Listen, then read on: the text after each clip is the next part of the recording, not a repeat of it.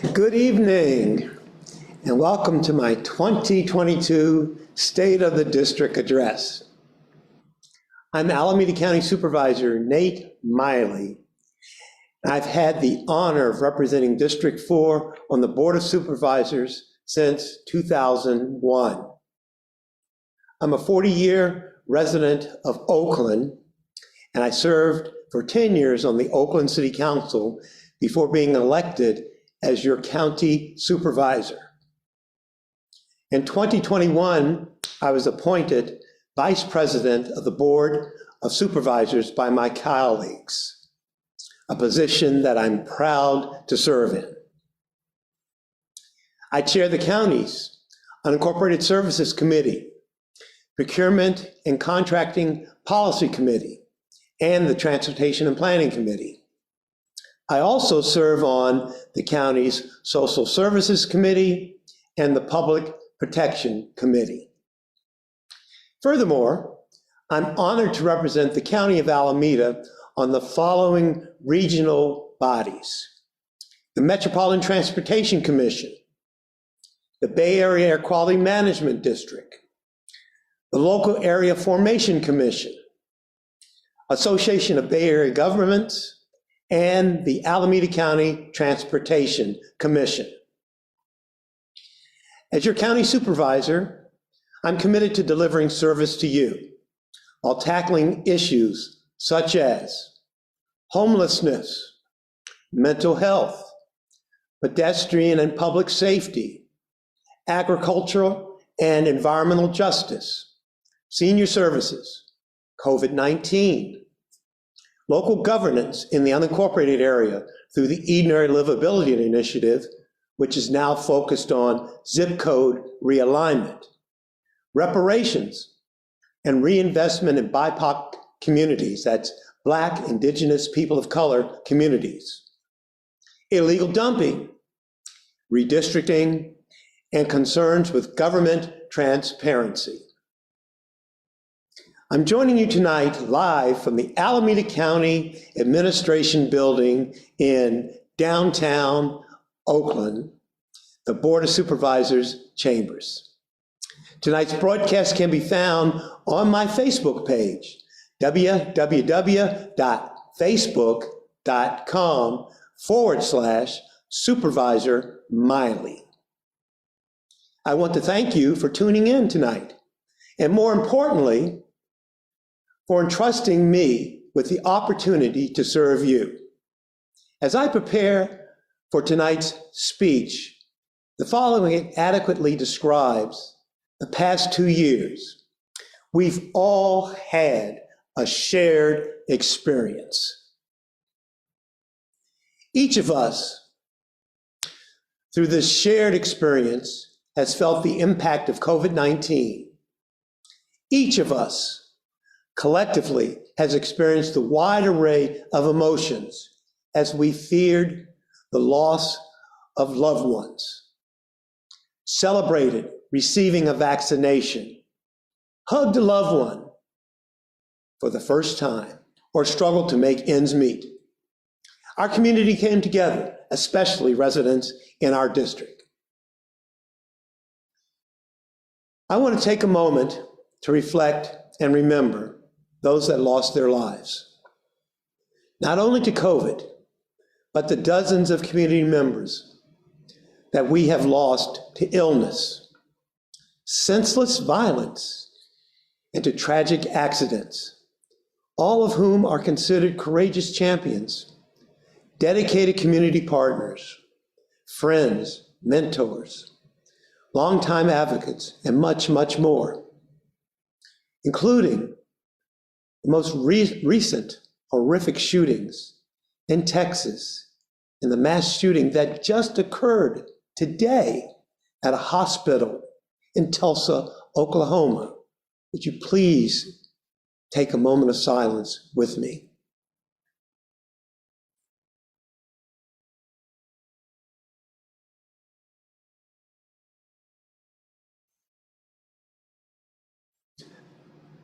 Thank you. Tonight I will highlight some of my key accomplishments and outline some of the exciting work to come during this year. Last month marked 2 years since Alameda County declared a state of emergency, and since then, much of our work has focused on COVID-19 and the implementation of a robust testing, outreach, and vaccination effort. Together with colleagues from across the county and in partnership with our cities and community-based organizations, we planned and launched critical services for our community with great innovation and creativity. In Alameda County, we stood up the first 2 Project Room Key hotels in California, both in my district. And we welcomed our first guests less than 2 weeks after the governor announced this new program. My staff and I have had the opportunity to tour these hotel sites, which provide safe housing for vulnerable community members who are homeless and or exposed to COVID without other places to go, while keeping jobs, often good-paying union jobs for hotel workers. We maintained a focus on equity, using data cut by race, ethnicity, and zip code or census tract to prioritize services for communities hardest hit and most in need. This includes portions of my district, both in Oakland and the Ashland-Cherryland area. I want to thank the many groups in District 4 that truly excelled at delivering COVID vaccinations, testing, and other critical services. These include, but are not limited to, Allen Temple Ministries and numerous other faith groups, Umanja Health, Roots Community Health Center, La Familia, Abode, and many, many others. Across the unincorporated area, we built new relationships with county agencies and ensured testing and vaccination sites remain close to their home, provided by organizations trusted and known to the community. We welcomed the first megapod, that's point of dissemination or distribution, at the Oakland Coliseum in partnership with the state, and launched the second megapod at the Alameda County Fairgrounds in partnership with hospital and healthcare systems serving the Tri-Valley area. I'm very proud once again to say both of these sites were located in my district. As I reflect on this landmark work, we must remain mindful of the toll COVID-19 has taken on the community. Sadly, we mourn the loss of more than 1,800 lives, and we remain focused on the disproportionate burden of this disease. Unfortunately, communities of color in areas of the county that have had historically low or poor health outcomes due to decades of social and economic disadvantage experience higher rates of COVID cases and deaths. Health disparities that exist prior to COVID were only amplified. COVID challenged our nonprofits, our businesses, our community organizations, and neighbors to come together as a collective voice.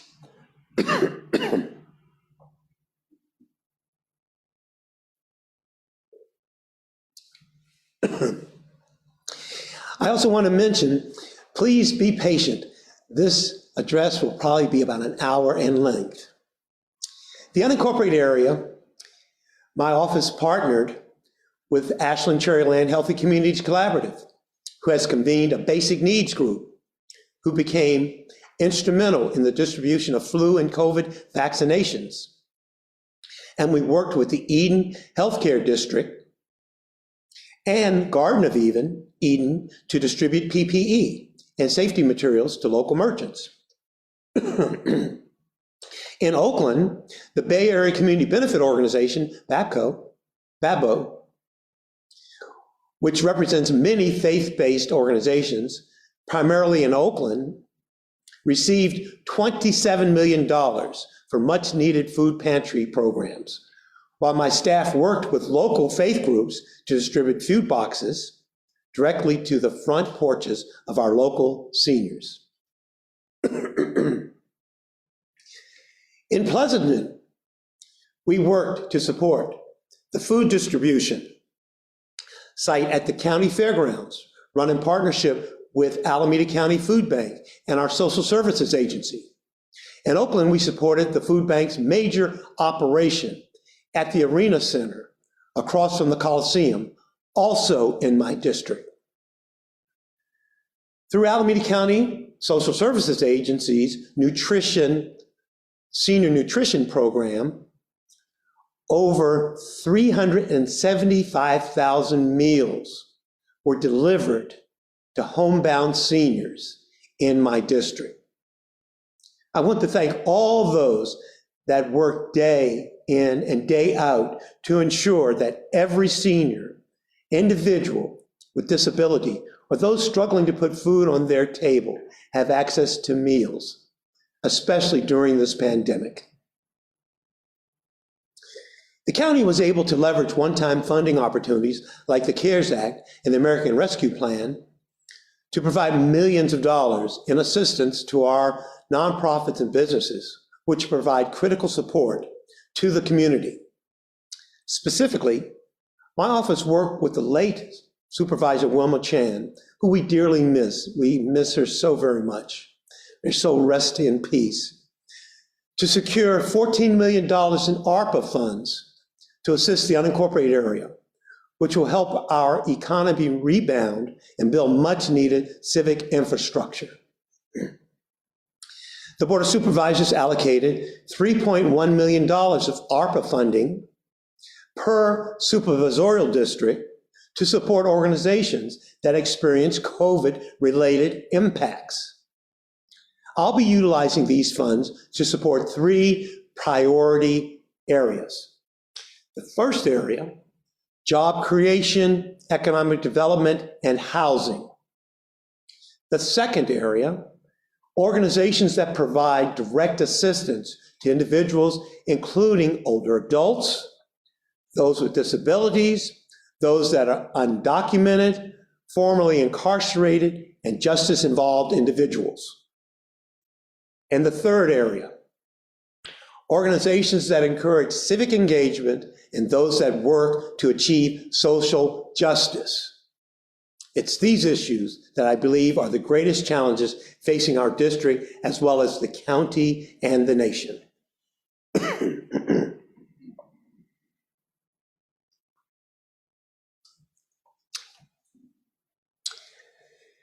Housing and homelessness remain some of the most pressing issues.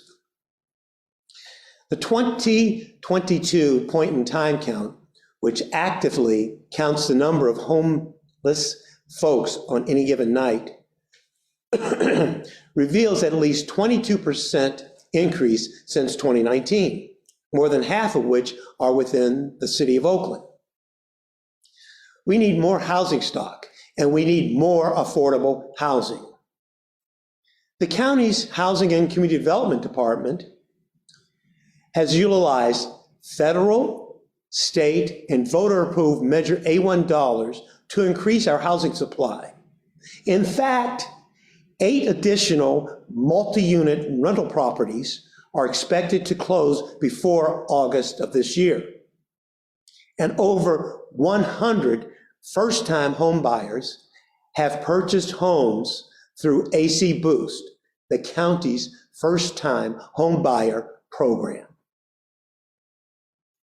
Over the last 5 years, my office has been focusing efforts to address issues concerning homelessness in the unincorporated communities through my technical advisory committee, as well as through my monthly unincorporated homeless outreach providers meeting. These meetings are attended by representatives from a variety of sectors: the public, private, faith, service providers, and community-based organizations.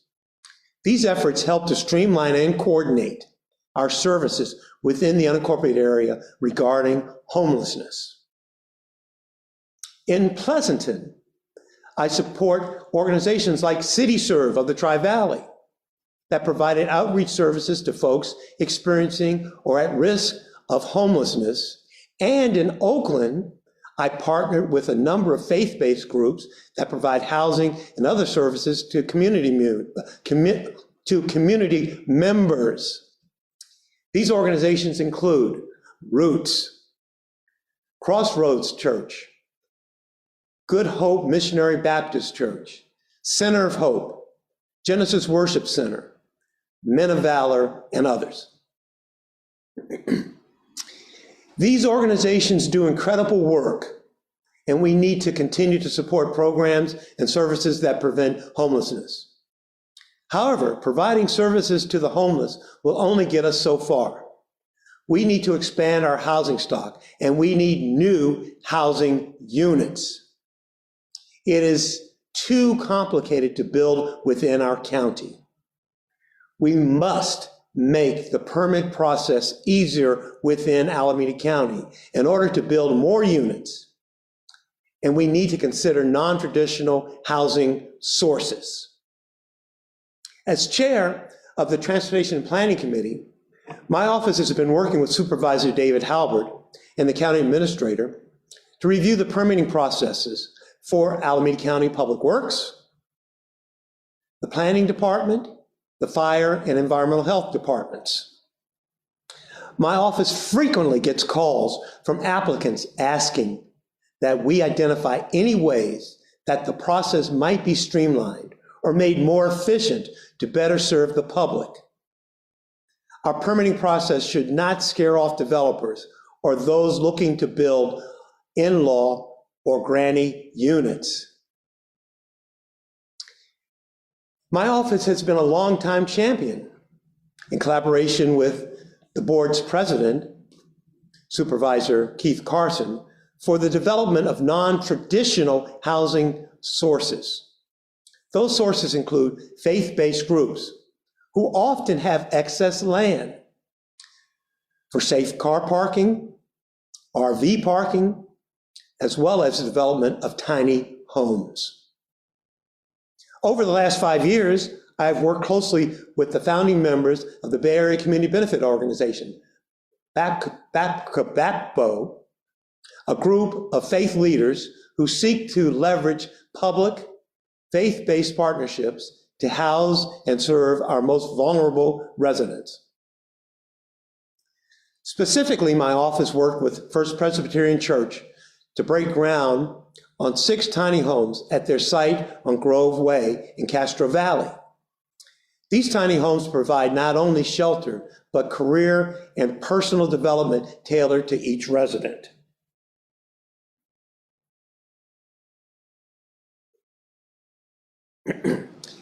First Pres has established a nonprofit called the Firm Foundation, which has developed a set of plans for tiny homes that are pre-approved by the state and that can be easily duplicated at virtually any size or any site, This cuts the cost and makes it easier to build tiny homes in even the most tricky of locations. And I'm just really pleased that First Pres did this because they have laid a framework, a map that other faith-based communities can follow so that we can potentially get more and more facilities available for the unsheltered. I was proud to help champion a 34-unit tiny home development at the Fairmont campus, which is run in conjunction with the Building Opportunities for Self-Sufficiency, BOSS. Of the 34 units, 15 are set aside for respite. We have also utilized the Fairmont campus for our safe car parking program for those living in their cars. I'm very, very proud that both of these are located in my district. My office continues to work with stakeholders to identify potential locations for safe car parking, as District 4 continues to see an increase in the number of families living in RVs. This is especially clear within Oakland and the unincorporated area. Now, Let's shift focus and talk a little bit about a subject that I'm very, very concerned about. I'm concerned about a lot of things, and we've talked about homeless and COVID, but now let's talk about mental health. Many of our homeless neighbors are experiencing mental health challenges. Each year, my office hears a growing number of concerns about homeless individuals experiencing mental health issues. It is not, nor do I believe that it should be a crime to be homeless. It is, however, inhumane to allow those with serious, debilitating, and chronic mental health issues to go without treatment and to remain on the streets. Let me repeat this, because I want everyone who's listening to hear it clearly. It is not, nor do I believe that it should be a crime to be homeless. However, it is inhumane to allow those with serious, debilitating, and chronic mental health issues to go without treatment and to remain on our streets. Over the last several years, I have spoken with our state legislators to ask that they consider a mandatory treatment model for homeless individuals that are being 5150'd at John George or jailed dozens of times at Santa Rita Jail in a short period of time. I applaud Governor Newsom's proposal to develop care courts, which I believe could be a tool to help those that cannot help themselves. This is not locking folks away. It is a compassionate way to care for folks that clearly need treatment. Once again, care courts is not locking folks away. It's a compassionate way to care for folks that clearly need treatment. Treatment is not jail. Treatment and a care plan are not a jail sentence. But without a treatment and care plan, a person who is mentally ill is not going to get better. They're going to get worse. We cannot talk about care courts without acknowledging the issue of probate and conservatorship. This issue just isn't an issue that impacts celebrities like Britney Spears. It's an issue that has had devastating impacts on families, including those that are conserved. There's a difference between mental health conservatorship and that for those who are aged or disabled. I have received many calls about both with heartbreaking stories. Over the past several years, the county has received an increase in public participation of individuals with probate and conservatorship concerns. My office has organized and been involved in numerous meetings and listening sessions with impacted family members, advocates, and representatives from the district attorney's office, the county social services agency, county council, public defender, legal assistance for seniors, and the Alameda County Superior Court. At my request, probate and conservatorship concerns have been discussed at several meetings of both the Social Services and the Public Protection Committee for the Board of Supervisors, as well as at two joint Social Services and Public Protection Committee meetings. My office has spoken with the Attorney General's office and has met with our state legislators to propose legislation to reform probate and conservatorship, and to ensure that those who are conserved are not taken advantage of. We are also working with a coalition of family members of those that have been conserved, and also with those that have legal expertise regarding probate and conservatorship.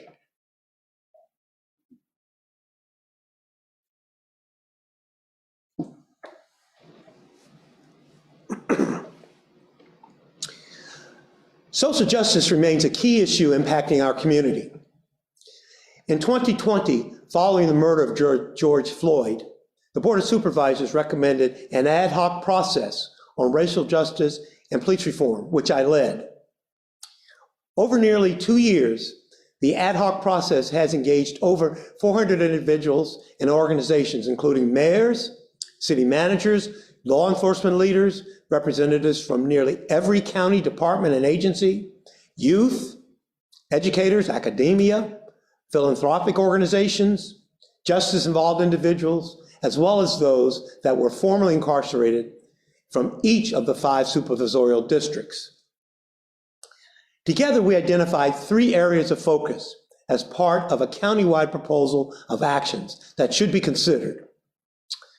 These 3 areas of proposals can fit into 3 buckets, and within each of the 3 buckets, there is a multiplicity of strategies and ideas. The 3 buckets are as follows: community reinvestments. Number 2, Sheriff Department accountability. Number 3, efforts to surface and address systemic racism. One of these buckets, sheriff accountability, we've focused in on a particular strategy. Recently, Assembly Bill 1185 became law. It allows the county to create an Office of Inspector General and/or establish a Citizens Oversight Board. At my request, the Public Protection Committee has on several occasions discussed this legislation. Supervisor Valle, who chairs the Public Protection Committee, has hired a special consultant who has conducted listening sessions within each supervisorial district about AB 1185.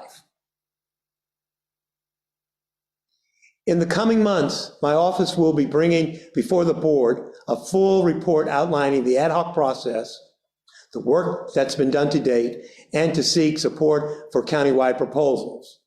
The efforts around Assembly Bill 1185 for an oversight or an Office of Inspector General, that is imminent, and that is being brought forward for review, and it's been in public protection on many occasions, and the full board will be taking that up in the very near future this year. My office continues to engage with our appointed members of the Community Advisory Board, the CAB.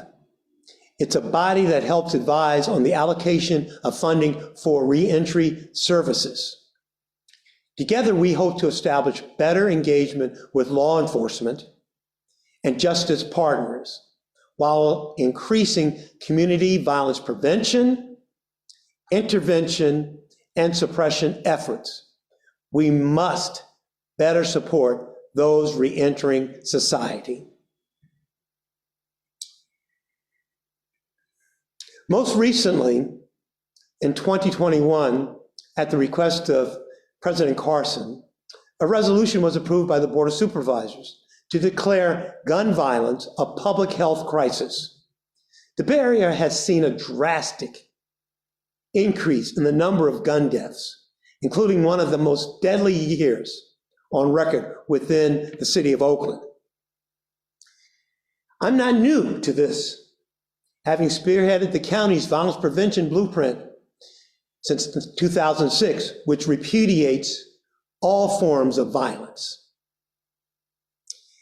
In the United States, during the month of May, more gun deaths have occurred than days in the month.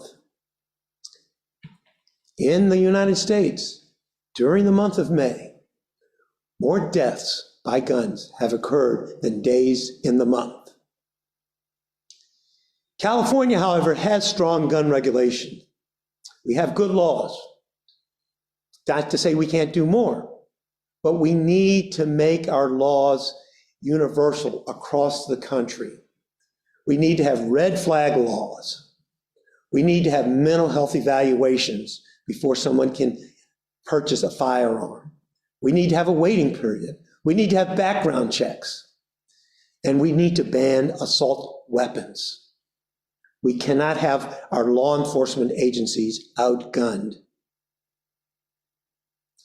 I want to take a moment to remember the victims of Uvalde, Texas, including 19 elementary school students and 2 teachers who were senselessly gunned down. I also want to take a moment to remember those lost today. We're not sure of the circumstances nor the totals at the shooting in Tulsa, at the Tulsa hospital. and to acknowledge all those who are worrying and grieving for the loss of loved ones. This madness has got to stop. So please, let's take another moment of silence.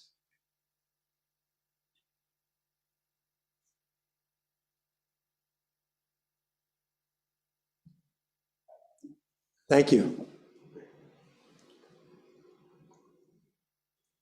Recently, my office brought to the Board of Supervisors about a resolution to build upon the 2021 gun violence resolution and to request the board's support for the installation of cameras along freeways in Alameda County to combat the increase in freeway-related shootings. Brought this resolution a few months ago, actually maybe last month. I have been a longtime supporter of cameras as a violence prevention tool and a tool for deterrence. When I chaired the Public Safety Committee when I was on the Oakland City Council back in the 1990s, and we saw a record-setting increase in homicides throughout the city during the mid-90s due to the drug wars. Cameras was one of those tools that I felt would be a good measure at helping to prevent violence. I still believe that very strongly, and I hope we can get freeway cameras installed on all freeway off-ramps and on-ramps here in Alameda County. But community safety isn't just locking folks away, and it isn't just relying on public safety and law enforcement personnel. It's also about reclaiming and revitalizing our neighborhoods. Through my violence prevention initiative, I worked with the probation department to secure over $3 million to revitalize 3 East Oakland parks that have historically been impacted by crime. 2 of these parks are located in Sobrani Park. And I look forward to seeing future improvements at Tyrone Carney Park, Pueblo Mini Park, and Verdesi Carter Park, and celebrating the new use of these parks for all in East Oakland. Now let's jump to something that really bothers me a lot. Illegal dumping. We need to address blight and illegal dumping, which in turn will increase community pride and safety. For over a decade, my office has coordinated frequent meetings of a group that I call Communities United to Remove Blight, CURB. Together, CURB members in my office have set up numerous community cleanup events in the unincorporated area. And prior to COVID, we successfully removed thousands of mattresses that may otherwise have been illegally dumped on the streets of our community through our monthly collection events. Several years ago, my office funded the initial pilot program with the Downtown Streets team to empower homeless individuals while cleaning up the streets in Ashland and Cherryland. I cannot be more proud of the work and the folks that are a part of the Downtown Streets team. In 2018, I began to organize a group of Oakland-focused community members to discuss illegal dumping within East Oakland. This monthly meeting has grown into a statewide task force that comprises representatives from nearly every region of our state, including rural, urban, and suburban communities. For over 3 years, my office has organized a highly successful pilot program in Oakland along Railroad Avenue, G Street, Louisiana, and portions of the surrounding neighborhoods. This cross-sector partnership involves the District Attorney's Office, the Sheriff's Office, Oakland Public Works, local community members, and businesses. Together, we have removed 450 tons of trash and debris over 2 square miles within deep East Oakland. As part of this pilot, over 100 offenders have been cited for illegal dumping, many of which have subsequently served 8 hours of community service to clean up illegal dumping in these very communities. And I want to thank the district attorney and the sheriff's office for their help with this, because without law enforcement, we couldn't have done this. In 2019, we planted over 150 trees along Railroad Avenue to beautify a community that has experienced systemic neglect. These trees are beginning to mature and have transformed the neighborhood. With the help of the following organizations, we've had a lot of success. The Beautification Council, Argent Materials, AB&I, Aaron's Metals, Good Hope Resource Center, Men of Valor, and others, including our county and city partners. We have done an exceptional job of bringing hope back to communities that have felt hopeless. I want to lift up all of our partners who have provided steadfast support in addressing illegal dumping. Additionally, I want to thank once again the Downtown Street Team for their work in the unincorporated area, in Oakland and in Hayward. The Downtown Street Teams, they work with the homeless to help bring pride back to our communities and help the homeless be empowered. And I want to provide a huge, I repeat, a huge, and if he's listening, a huge shout out to Forever Oakland and their volunteer and inspirational work that they do tirelessly throughout the city of Oakland to clean up our community and provide a monthly pizza giveaway.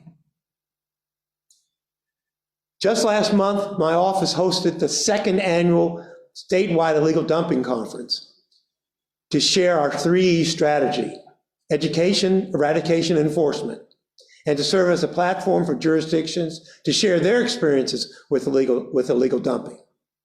We had over 800 folks register for this free virtual conference, including a keynote address from the California Attorney General, Rob Bonta.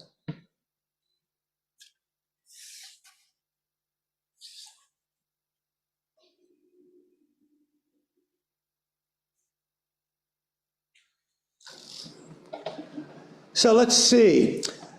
But communities don't just become illegal dumping hotspots. Many of these neighborhoods are victims of generations of environmental racism and years of systemic neglect. Many of these communities are highly populated by our BIPOC residents who, as a result, often experience negative health outcomes and shorter life expectancies. We need to reinvest in these areas, atone and provide reparations for disenfranchised communities. In 2011, that's 2011, the Board of Supervisors approved my resolution apologizing for its role, the county's role, in any perceived indifference to slavery and its lasting legacy. In 2020, the Board of Supervisors approved a subsequent resolution to support community reparations for African Americans and pledged to establish a countywide reparations action plan. Additionally, along with President Carson, we successfully had the board pass a resolution supporting Black Lives Matter in 2020, following the George Floyd murder, which is an example of unsanctioned use of force on the part of law enforcement. Since this time, my office has met with representatives from the state's Commission on Reparations, as well as representatives from the city of Oakland and other jurisdictions engaged in reparations-related work. We've done a lot of research on this across the country, looking at various approaches to dealing with reparations. In fact, just this weekend, here in Oakland, I attended a listening session being conducted by the state of California about their reparations-related work. It was held at the California Ballroom. About 100 people were in attendance, and it was recorded. In November, the Board of Supervisors received an update on my work on reparations to date and provided initial feedback on next steps. In the near future, we hope to bring before the board a request to establish both an ad hoc Board of Supervisors Committee on Reparations, as well as a Reparations Citizens Commission.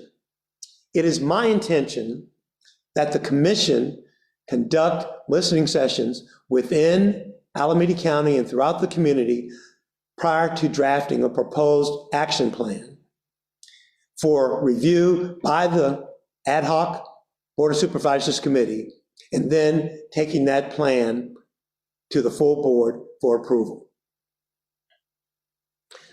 Some of the recommendations that I believe will be included in the action plan are more symbolic, such as the concern of the NAACP for a redaction program of non-enforceable racially restricted covenants within residential deeds. Melissa Wilk, the Auditor Comptroller for Alameda County, has actually developed such a program, and it is called Restrictive Covenant Redaction Project, to identify restrictive covenants in our 25 million archived documents and re-record them after redacting the unlawfully restrictive language so that it is no longer visible or remaining. For more information, you can contact the auditor's office or my office, but the auditor's office, 510-272-6362, 272-6362, or visit her website, www.acgov.org/auditor/clerk for more information, or contact my office. A large part of the need for reparations involves efforts to build infrastructure and address ongoing quality of life issues such as air quality. In my role as a member of the Bay Area Air Quality Management District, I conducted a tour in East Oakland recently with Citizens for a Better Environment, who have been advocating and pushing this agenda for a long time, and other advocates and officials. East Oakland is now an AB 617 community that was established through the California Air Resources Board, CARB, which provides for additional resources and funding to help reduce exposure in communities most impacted by air pollution. In December, I hosted an informational town hall about the long-standing ban on commercial trucks along Interstate 580. I did this after students in East Oakland approached my office. Both Caltrans and the Bay Area Quality Management District will be conducting studies about the ban and about the implications on the health of residents along both 580, where trucks are not allowed, and those along 880 corridor where trucks are allowed. There will be follow-up civic engagement meetings and town hall meetings over the next 2 years, conducted by both my office, Caltrans, and the Bay Area Quality Management District. We will be very transparent, and this information that comes from the studies will be made available to the public. These efforts could be considered part of addressing historical state-sanctioned discriminatory practices, all of which speak toward a reparation agenda. As I mentioned, just this past Saturday, I was at a state listening session in Oakland on reparations. And the moderator of the session mentioned there are 5 areas of reparations. And broadly speaking, the 5 areas are as follows: compensatory reparations, restitution reparations, rehabilitative reparations, non-repetitive reparations, and satisfaction reparations. And when you talk about satisfaction, it's more symbolic. type of efforts, like removing, Confederate statues, things of that nature. So satisfaction is more symbolic. But those are the 5 categories of reparations. And right now, the state's taking in information. There's a lot of ideas about what should be done. And ultimately, there'll be a state proposal or proposals. And I'm hoping that Alameda County, as we work with the state will help provide a framework for what we're going to be doing here locally as well. As a member of the Metropolitan Transportation Commission, I was proud to lead the fight which led to the successful inclusion of Valley Link in a list of project recommendations for federal funding. This new 42-mile, 7-station passenger rail project is much needed in the Tri-Valley and will connect with BART and the ACE commuter service in northern San Joaquin County. This is a big effort at trying to get cars off of the freeway, deal with greenhouse gases, reduce and improve air quality. Over the last 5 years, my office has led the way in the creation of both the Fairview and the Eden Area Municipal Advisory Councils, MACs. The Castro Valley Municipal Advisory Council and the Sonoma Advisory Council have operated for decades. The Castro Valley, the Eden Area, and the Fairview MACs are directly supported by my office. We handle the agendas and any additional staff support that those MACs need. My office has done extensive work in the unincorporated area to organize residents and has championed numerous placemaking efforts through my 2004 Eden Area Livability Initiative, ELI, the Ashland-Cherryland Healthy Communities Collaborative, and more recently through My Eden Voice. We've established a basic needs table as a group that meets regularly to coordinate partnerships to help distribute food, diapers, and formula for those in need, as well as look at other services for the needy and vulnerable in the unincorporated area. All of this, I believe, helps create an identity for Ashland and Cherryland, as well as ensuring that services are provided to those most in need of them. This has been extremely important that we have established, as I describe it, a 4-legged stool. And I'm just extremely gratified by this. It's taken years to make this happen, but it's in place now, and I think it'll bode well as we continue into the future. The first leg of the 4-legged stool, My Eden Voice, they champion the needs of the community. This is a community-led effort that empowers the community, gives the community a powerful, organized voice. And without that, the community doesn't have a voice, an organized voice. The second leg, the Ashland Cherryland Healthy Communities Collaborative, which is made up of service providers and other stakeholders. So it brings agencies together that are trying to deliver services in the unincorporated area and helps share experiences and cooperation. The third leg, the county as the main provider of municipal services and other public sector jurisdictions who have responsibility for certain services in the unincorporated area, such as the Haywood Area Recreation District, the Orloma Sanitary District, the Castro Valley Sanitary District, the school districts and others. That's the third leg. And it's our responsibility as public servants to ensure that this happens.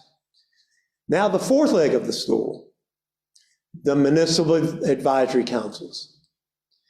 They are the official appointed voice, citizens appointed voice of the unincorporated community.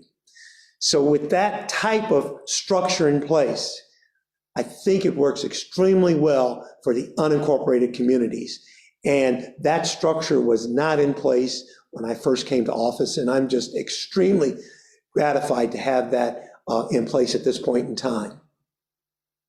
These community building efforts have led to the creation of the Reach Ashland Youth Center, which I continue to provide significant annual funding to support, about $500,000 annually to that facility for my office budget to support it. The Cherryland Community Center, which was a $22 million project, it finally opened this year after a long journey, and it's operated by HARD, but it's a county facility. The Cherryland Fire Station, that was the first fire station built in the unincorporated area in more than 40 years. It opened up a few years ago. The commercial corridor improvements along Castro Valley Boulevard and the East 14th Street corridor improvement projects, as well as the community identifier murals welcoming visitors into Ashland, Cherryland, and Castro Valley.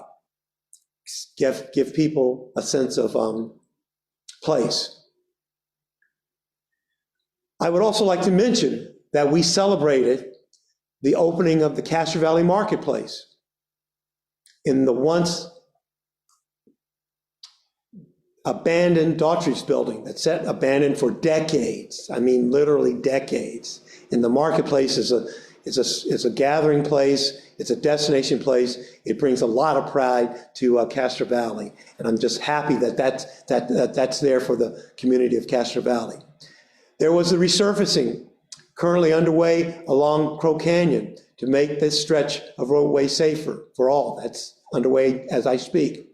Additionally, there is the sign unveiling of the future Palomar's Hills Fire Station, one of four, I said four, new fire stations, which will soon be built in District 4 after the voters, and I'm so very thankful to the voters who approved Measure X in 2020. We had the funding to build these stations, and the first one will be at Palomar's Hills in District 4. It was in July of 2021 that the long-awaited Cherryland Community Center opened right next to the Meek Estates Park, and shortly, next month, we will have the ribbon cutting ceremony for the East 14th Street Improvement Project. And it's a beautiful project. It's a complete streets project. And I'm so very delighted that Public Works was able to make that happen. And I know the Bike Ped Advisory Committee for the unincorporated area is very supportive of that project as well. My office continues to work with Supervisor Halbert and the Community Development Agency and the Planning Department on a ballot measure, which would amend Measure D, allowing for construction of additional agricultural buildings and allow for additional square footage for covered equestrian arenas within Castro Valley's Canyonland, and also large parcel agricultural designations. And this is for the East County as well. We can preserve open space without eliminating the ability for agricultural opportunities within Alameda County. We expect to have this ballot measure, this amended ballot measure on the November ballot. And if the voters approve it, it will enhance ag in Alameda County. This measure will not promote development, urban sprawl, or anything of that nature, of which Measure D prevents. But Measure D also is supposed to enhance and preserve agriculture. And by this amendment to Measure D, it will help to buttress that effort at enhancing and preserving agriculture in Alameda County. So I really hope all the citizens get behind supporting this ballot measure when it gets on the ballot this fall. Since the start of the pandemic, my office has heard from hundreds of landlords as well as tenants. They are clear.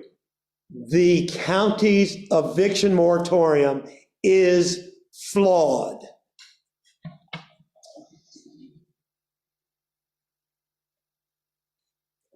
At the start of the pandemic, I advocated for a voucher system, which would have prevented the current situation we find ourselves in, where tenants who owe thousands in back rent obligations, and landlords who are struggling to make mortgage payments and property taxes are pitted against one another. I envisioned a voucher system in which tenants or landlords could easily apply for rental assistance in a program that prioritizes small landlords. My hope was that the county would have provided a no-interest loan that could be paid now directly to the landlords, and that burden would fall on the county, not on property owners. Currently, tenants are struggling to pay back rent obligations, and many small landlords simply won't survive being forced to wait over a year after the pandemic is over to receive back due rent. There are existing programs that provide rental assistance, but the process has been slow, and not all tenants are willing to sign the required paperwork that would allow their landlords to apply for assistance. I want to give you some examples of what we've heard through my office. Some landlords want to move in family members, or neighbors fear for their health and safety. Some seniors are now forced to live with a tenant or roommate gone bad, simply because the tenant will not leave and cannot be evicted. My office heard from a senior in Oakland who has a disability and chose to rent out a room in her home to make ends meet. The tenant isn't paying rent, won't leave, and cannot be evicted under the county's moratorium. We heard from a small property owner in Pleasanton who rents out a home they saved their entire life for. The tenant will not even sign the forms needed to apply for rental assistance. We've also heard from tenants in the unincorporated area that had hours cut due to the pandemic and who are up at night because they don't know how they will ever pay months of back due rent in just a 12-month period. This must end. The eviction moratorium is only causing more endless hardship. And I'm just so disappointed that the board hasn't taken this matter up to modify the eviction moratorium, minimally modify it. We also need to hold bad landlords accountable and address health issues at many rental properties. The behaviors and actions of bad landlords is intolerable, and the county needs to make appropriate steps to ensure tenant protections. For example, I was proud to support an ordinance which goes into effect in July that prohibits smoking within multi-unit residential properties. This was a grassroots effort started years ago that I have embraced. And it was led at the grassroots. And it took time to enact this ordinance due to COVID and the need to ensure tenant protections. Within Alameda County, the unincorporated area, tenants are advocating for a way to clean up rental units with serious health and safety issues. Such a program, I believe, needs to address the critical issues like units that lack sanitation or have mold-related issues. We need to be careful to not make it overly burdensome to rent out your property, or prices will continue to rise. The county needs to utilize existing tools at all levels to support tenants and ensure safe living environments through our Healthy Homes Department, code enforcement, building inspectors, and environmental health. Now let me switch over to another topic of interest. The Oakland A's and the future of the Coliseum complex. The county has spent a great deal of time on the future of the Oakland A's in Oakland and the team's desire to build a stadium at Howard Terminal. I support the A's staying in Oakland, but I cannot support leaving taxpayers vulnerable should yet another team choose to leave Oakland.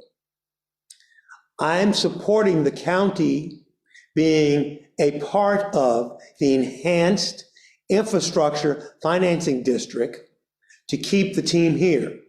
By being a part of the enhanced infrastructure financing district, we do not jeopardize any public dollars. No public dollars are put at risk, but we do have an opportunity to enhance the public sector dollars that would be produced as a result of the infrastructure financing district and the A's staying here and the associated development that would take place with the new stadium at Howard Terminal. As chair of the Oakland Alameda County Coliseum Authority, I was proud to work with my colleagues on the Oakland City Council and a group of African American business leaders to hopefully bring an African American owned sports team to the Coliseum complex and to ensure that this site remains locally owned. The African American Sports and Entertainment Group has been formalized. It's a fantastic group to ensure that Black voices are heard in this important part of our economy.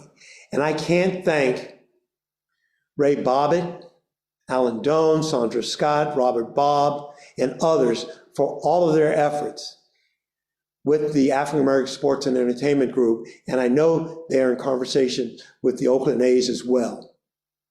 So I think that bodes well, I feel, for the Coliseum site. I stood with organized labor in support of workers, especially healthcare workers, who after 2 years of service to patients, despite great risk to their own families, were given the short end of the stick. Together, we were able to maintain many jobs and fight back against Kaiser and any other organization that I feel, regrettably, may have lost their way. I got my start in politics after being a community organizer. I've seen the value of workers coming together, and I'm proud to support our labor partners as they fight for fair wages and safer working conditions. In fact, I feel our labor partners here at the county deserve heroes pay for the work that they put in during the pandemic. I want to go on record stating that. They deserve heroes pay. As a member of the Association of Bay Area Governments, I supported Plan Bay Area 2050, which serves as a guiding document for the future of our region over the next 2 years. Over the next 2 decades. This document will help shape the future of transportation, housing, and environmental policy. This bold plan calls for increased housing stock that is environmentally friendly by design and that provides housing across all income levels. It calls for safer communities for bikers, walkers, as well as those with disabilities that rely on public transit. As chair of the county's Procurement and Contracting Committee, I've been working with a group of business owners, many of which are African American owned, to ensure that small minority, women, and Black-owned businesses have a stronger opportunity to access county contracts. Tax dollars, wherever possible, should be kept in Alameda County and should support local, woman, and minority-owned ma and pop businesses.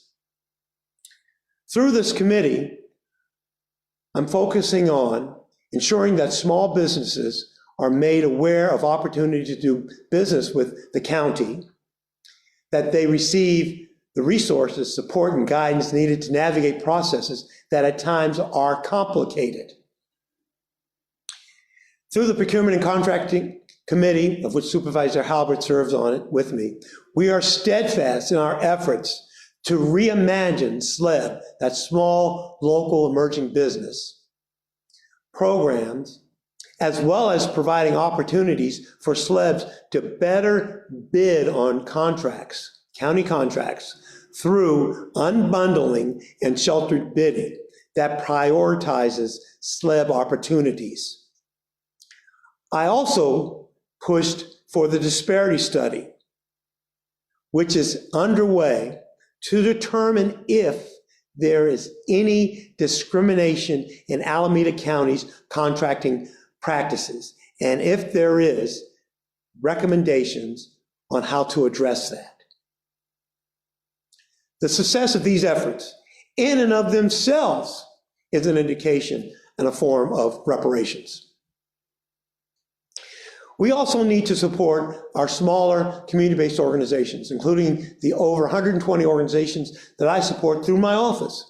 Organizations such as Sunflower Hill in Pleasanton, the Beautification Council, Forever Oakland, Oakland and Castro Valley Pride, Resources for Community Development in Ashland and Cherryland, Eden Church and Padres Unidos, the Chamber of Commerce, African American Chamber of Commerce, the Cache Valley Eden Area Chamber of Commerce, the Pleasanton Chamber of Commerce, and then numerous senior organizations such as SOS, Meals on Wheels, Spectrum, Gold Star Shared Senior Housing, Golden Age, and of course, my favorite senior organization, the United Seniors of Oakland and Alameda County, which, by the way, I happen to be the president of once I became a senior. And so many other groups such as Youth Uprising, Planting Justice, Bay Area Community Benefit Organization, East Oakland Collective, Three Valleys Community Foundation, La Familia, and many, many others, because as I said, there's about 120 community-based organizations that we support through my office. Before I was elected to public office, I was a community organizer. And it is a philosophy that I carry with me each and every day as an elected official. I use my office from a position to organize. We are not just reactive to things that come to us. We are actually proactive as well. That produces more work, but that's what we're all about, being proactive and not just responding to things, but trying to make things happen. And it's through that approach and that philosophy that I strongly believe in civic engagement, struggle, and morality. These are all important elements for a democracy. We don't all have to agree, but we need to be respectful and work for peace and justice to build a more perfect society here in Alameda County and throughout our nation. Tonight, I know it's been lengthy, I stand before you as your county supervisor, as a father, and as a grandfather. I recognize that the work ahead is challenging, but it is critical. We must continue to come together, not just during the ongoing pandemic, but each and every day as a collective voice, because those most in need depend on it. Our seniors, those with disabilities, our BIPOC and LGBTQ plus community members, those that are formerly incarcerated, those that have difficulty and often painful relationships with our justice system, renters, landlords, new homeowners, those struggling to maintain housing, those living on the streets, and those who are victims of violence. We all need a collective voice, and we all need you and your neighbors to continue the good work. The challenging issues that we collectively face require all of us to come together to build a consensus so that we can reduce homelessness, senseless gun violence, the push for needed mental health reform, and to advance economic and social justice to address inequities. and to improve the quality of life for our children and those struggling to make ends meet, and for our older adults. We can only address our most critical issues if we work together, collectively, our shared experience, building consensus. Please don't hesitate to contact my office at 510-272-6694 or via email at district4@acgov.org or online at acgov.org/board/district4. It's been a long evening, folks. I'm Alameda County Supervisor Nate Miley, and I thank you for tuning in this evening to my 2022 State of the District Address. Thank you and good night.